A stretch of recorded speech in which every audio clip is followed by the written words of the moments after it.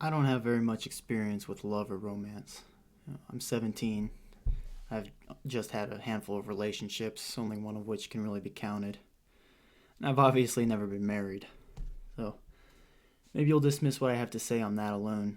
Maybe you're right. After all, I could just be another horny teen on the internet. That would have been true a year ago. Sex was the only thing I could think about. And I admit I still get swept away by the pretty waitress at Bob Evans every now and then. But I find it hard to believe that that just goes away with age or marriage. Now, I'm confident in what I have to say and in why I'm making this video, because I didn't just come up with it on my own. I've just prayed and I've read a lot. About 2 months ago, my girlfriend of 4 years broke up with me. I did not see it coming at all. But they say God works in unknowable ways. That doesn't mean I wasn't stubborn about it. I was very angry. I couldn't understand why. But when I just sat back and I surrendered and I listened to what she was saying, I learned more about love than I ever have. For instance, in one of our many arguments after the breakup, my girlfriend raised the question, "Lennon, why do you even love me?" I don't think she was trying to be profound or anything. In all honesty, I think she just wanted me to compliment her. But it got me thinking. My initial response was, "I just love talking to you."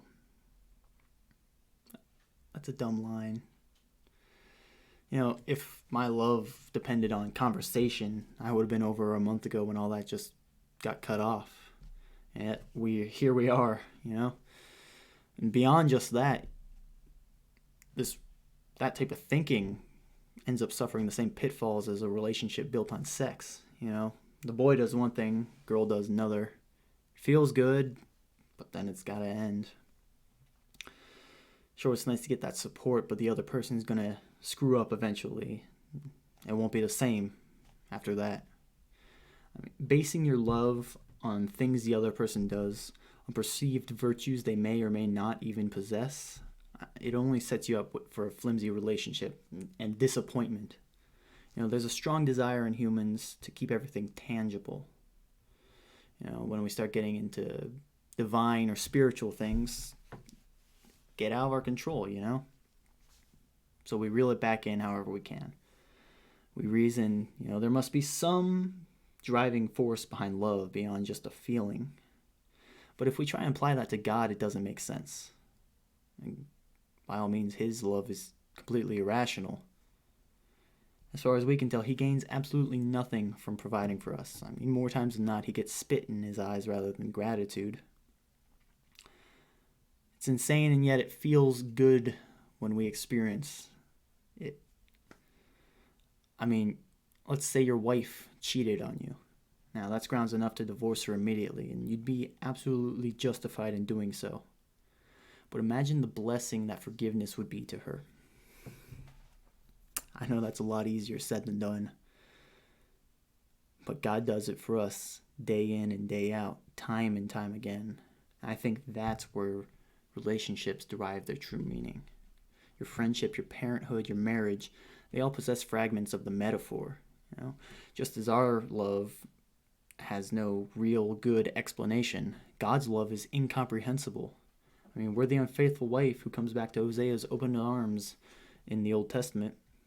No matter how you look at it, it's stupid. And yet, this grace feels so good when it's extended to us. Why would you sacrifice your physical, mental well-being for lost causes? Why do we commend the friend who forgives us for betraying them, or the mother who prays for her drug-dependent son who would rather live on the streets, or the divorced guy who, clings to hope that his estranged wife would return to him, that she would still find Jesus?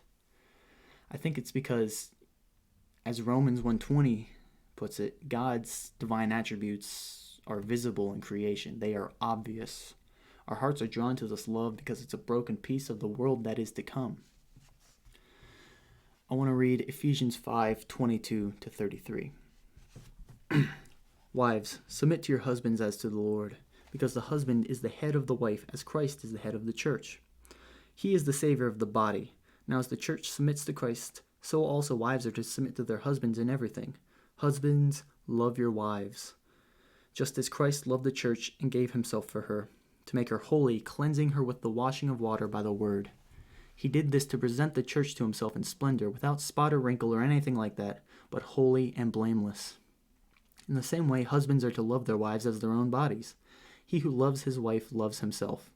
For no one ever hates his own flesh, but provides and cares for it, just as Christ does for the church, since we are members of his body.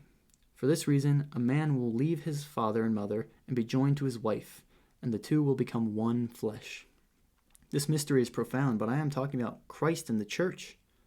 To sum up, each of you is to love his wife as himself, and his wife is to respect her husband. Marriage is meant to be a picture of perfect Christ, though it doesn't turn out that way often. Affairs, divorce, unhappiness, they're all realities of the broken world we live in. It's all stained by sin and selfishness. And when they inevitably bleed into your relationships, you just have to keep in mind that you've treated Jesus far worse. And yet he gave up his life to forgive you.